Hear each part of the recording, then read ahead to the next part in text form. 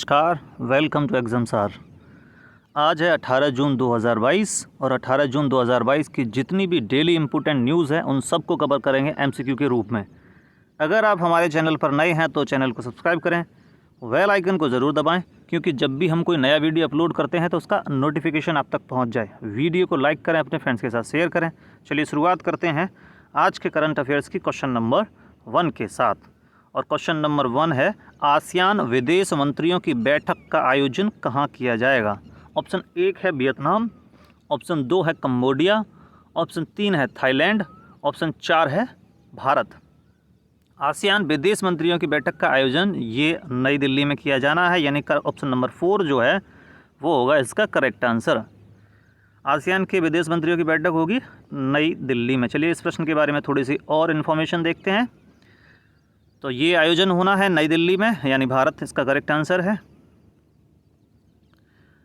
भारत के जो विदेश मंत्री हैं सुब्रमण्यम जयशंकर और इनके जो काउंटर पार्ट हैं सिंगापुर के यानी विदेश मंत्री विवियन बालकृष्णन इस बैठक को को चेयर यानी सह अध्यक्षता करेंगे।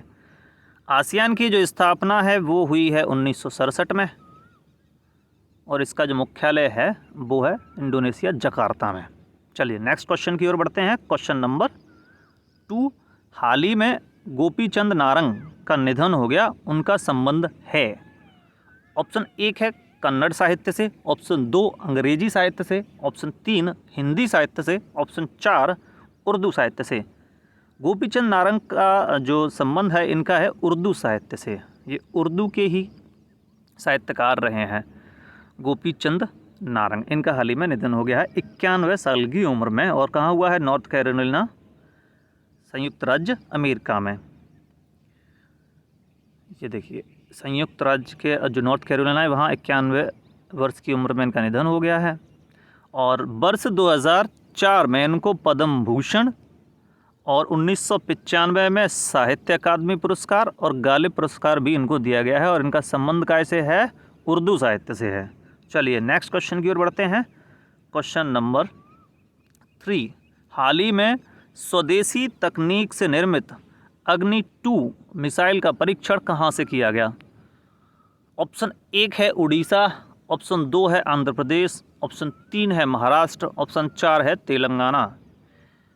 अग्नि 2 मिसाइल का परीक्षण किया गया है, ये किया गया है उड़ीसा चांदीपुर से।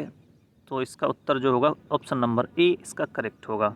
जो चांदीपुर ITR है यानी इंटीग्रेटेड टेस्ट रेंज, वहाँ से इसका सफल परीक्षण किया गया है। चलिए इस प्रश्न के बारे में थोड़ी सी और इन्फॉर्मेशन देखते हैं। तो ये वो मिसाइल है, कौन सी? अग्नि 2। ये है अग्नि 2 और इसका जो सफल परीक्षण है वो चांदीपुर उड़ीसा से किया गया है। तो इंडिजीनस है यानी कि स्वदेशी रूप से निर्मित है। DRDO द्वारा इसको बनाया गया है। ये भी आपको याद रखना है, कई बार ये भी पूछा जाता है कि इस मिसाइल को किसने विकसित किया है। तो DRDO, defence research and development organisation, DRDO। इसकी जो मारक क्षमता है ये कितनी है? तो ये है 250 किलोमीटर और ये जो मिसाइल है सतह से सतह पर यानी सरफेस से सरफेस पे मार करती है। चलिए नेक्स्ट क्वेश्चन की ओर बढ़ते हैं। क्वेश्चन नंबर 4, हाल ही में भारत के किस पड़ोसी देश ने 6ठी जनगणना शुरू की है यानी 6th सेंसस शुरू कर दिया है? अभी ये शुरू हो रहा है। तो ऑप्शन 1 है नेपाल, ऑप्शन 2 है भूटान, ऑप्शन 3 बांग्लादेश, ऑप्शन 4 पाकिस्तान। तो भारत के पड़ोसी देश बांग्लादेश ने अपनी 6ठी जनगणना यानी शुरू कर दी है और ये पहली डिजिटल सेंसस होगी बांग्लादेश की। क्रम में 6वीं होगी और पहली डिजिटल सेंसस होगी बांग्लादेश की। चलिए इस प्रश्न के बारे में थोड़ी सी और जानकारी देखते हैं। तो बांग्लादेश की जो प्रधानमंत्री हैं शेख हसीना, उन्होंने जो 6वीं जनगणना का उद्घाटन कर दिया है और ये पहली डिजिटल सेंसस होगी। 15 से 21 जून के बीच में ये आंकड़े इकट्ठे किए जाएंगे। इसमें हाउसिंग और काउंटिंग भी की जाएगी, यानी हाउसिंग का मतलब घर की भी गिनती की जाती है और लोगों की भी गिनती की जाती है। और 15 से 21 के बीच का ये जो दिन है इसको पॉपुलेशन वीक के रूप में मनाया जाएगा। तो मुख्यमंत्री कौन है बांग्लादेश की? ये हैं शेख हसीना। और राजधानी कहाँ है? ढाका। और मुद्रा क्या है? टका। चलिए नेक्स्ट क्वेश्चन की ओर बढ़ते हैं। क्वेश्चन नंबर 5, भारत का पहला स्क्वैश कोर्ट का उद्घाटन कहाँ किया गया है? ऑप्शन 1 है नई दिल्ली, ऑप्शन 2 है भोपाल, ऑप्शन 3 है हैदराबाद, ऑप्शन 4 है मुंबई। तो भारत का पहला स्क्वैश कोर्ट ये नई दिल्ली में मेजर ध्यानचंद स्टेडियम में इसका उद्घाटन किया गया है। किसने उद्घाटन किया है ये भी देख लेते हैं। ये जो व्यक्ति आपको इधर दिख रहे हैं ये हैं एस सुब्रमण्यम, ये विदेश मंत्री हैं। इधर ये हैं अनुराग सिंह ठाकुर, ये खेल एवं युवा मामलों के मंत्री हैं। तो इनके द्वारा इसका उद्घाटन किया गया है। कहाँ किया गया है? तो मेजर ध्यानचंद स्टेडियम नई दिल्ली में, और ये भारत का पहला स्क्वैश कोर्ट होगा। ये आप फोटो में देख सकते हैं, ये कोर्ट पे ही हैं दोनों मंत्री। चलिए नेक्स्ट क्वेश्चन की ओर बढ़ते हैं। क्वेश्चन नंबर 6, निम्न में से कौन सा देश पहली बार नाटो सम्मेलन में शामिल होगा? ऑप्शन 1 है वियतनाम, ऑप्शन 2 है जापान, ऑप्शन 3 है अमेरिका, ऑप्शन 4 है भारत। तो जापान पहली बार नाटो के सम्मेलन में शामिल होगा।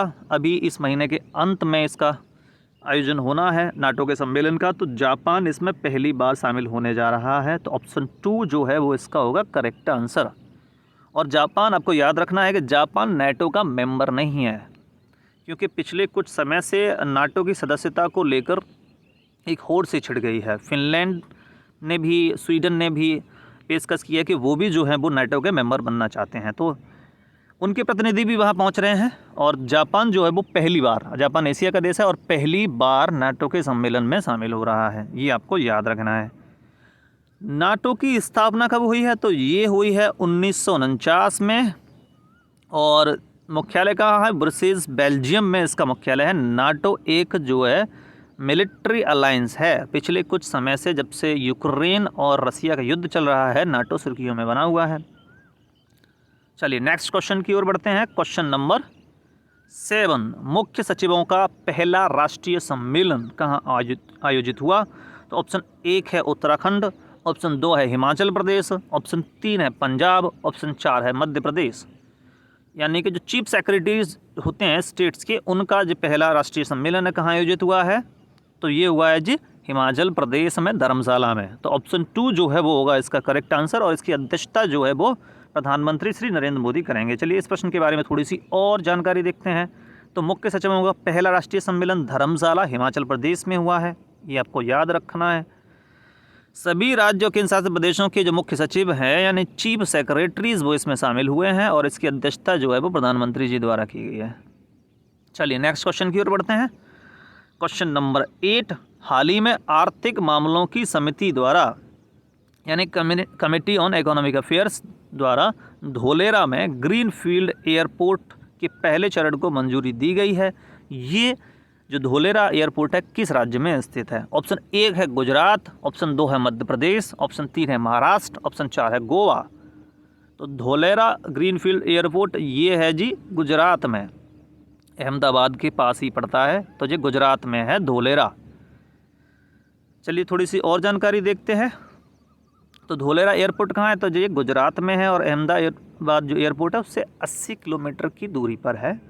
और गुजरात के मुख्यमंत्री कौन है? तो ये हैं भूपेंद्र भाई पटेल, और राज्यपाल कौन है?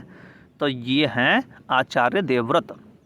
चलिए नेक्स्ट क्वेश्चन की ओर बढ़ते हैं। क्वेश्चन नंबर 9, किस विश्वविद्यालय के द्वारा कौशल आधारित skill based bachelor degree program अग्निवीरों के लिए शुरू करने की घोषणा की है? ऑप्शन नंबर 1 है दिल्ली यूनिवर्सिटी, ऑप्शन 2 है बनारस हिंदू यूनिवर्सिटी, ऑप्शन 3 है Indira Gandhi national open university, option 4 है कि इनमें से कोई नहीं। तो अग्निवीरों के लिए स्किल बेस्ड डिग्री प्रोग्राम शुरुआत करने की जो घोषणा की है ये की है Indira Gandhi national open university. तो ये अग्निवीर कौन है, थोड़ा सा इस बारे में भी समझ लेते हैं। देखिए अग्निवीर कौन है? तो अग्निवीर हैं जी, अभी भारत सरकार के द्वारा आर्म फोर्सेस से जुड़ने के लिए एक स्कीम का ऐलान किया गया है, और उसका नाम है अग्निपथ। और अग्निपथ से गुजर के यानी ट्रेनिंग करने के बाद में जो युवा होंगे वो हो जाएंगे अग्निवीर। और ये जो सर्विस है वो 4 साल की होगी। तो 4 साल के बाद जब ये रिटायर होके आएंगे तो फिर ये क्या करेंगे? तो इसके लिए जो Indira Gandhi national open university है इसने skill based bachelor degree programme शुरू करने की घोषणा की है। इससे क्या है कि इनको जब कुछ कौशल सिखा दिया जाएगा तो इनको काम मिलने में यानी और नौकरी मिलने में या व्यवसाय करने में मदद मिलेगी। तो कौशल आधारित बैचलर डिग्री प्रोग्राम अग्निवीरों के लिए शुरू करने की घोषणा की है। ये की है जी Indira Gandhi national open University ने। क्वेश्चन नंबर 10, ये है आज का आखिरी सवाल। निम्न में से किसे आरबीआई के केंद्रीय बोर्ड में नॉन ऑफिशियल डायरेक्टर के रूप में नियुक्त किया गया है? ऑप्शन 1 है आनंद महिंद्रा, ऑप्शन 2 है वेणु श्रीनिवासन, ऑप्शन 3 है 1 और 2 दोनों, ऑप्शन 4 है इनमें से कोई नहीं। तो आरबीआई के केंद्रीय बोर्ड में नॉन ऑफिशियल डायरेक्टर के रूप में आनंद महिंद्रा और वेणु श्रीनिवासन दोनों की नियुक्ति हुई है। 2 लोग और हैं, उनके भी नाम बताएंगे। तो ऑप्शन 3 जो है वो इसका करेक्ट होगा।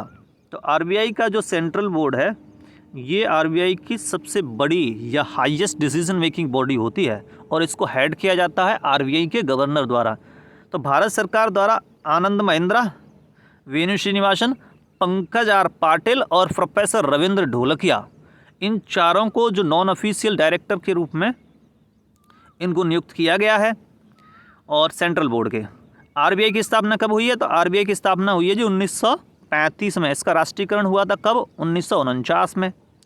और इस समय पे इसके जो गवर्नर कौन है वो हैं शक्तिकांत दास, जो पुनर्नियुक्त हुए हैं यानी कि रीअपॉइंट हुए हैं। इससे पहले भी यही थे और अभी भी यही हैं। ये था आज का वीडियो अच्छा लगा हो तो वीडियो को लाइक करें, चैनल को सब्सक्राइब करें। अगर आप इन क्वेश्चंस का और नोट्स का पीडीएफ भी चाहते हैं तो इसका लिंक आपको वीडियो के डिस्क्रिप्शन में मिल जाएगा, वहाँ से आप हमारे टेलीग्राम चैनल से इसको डाउनलोड कर सकते हैं। Thank you.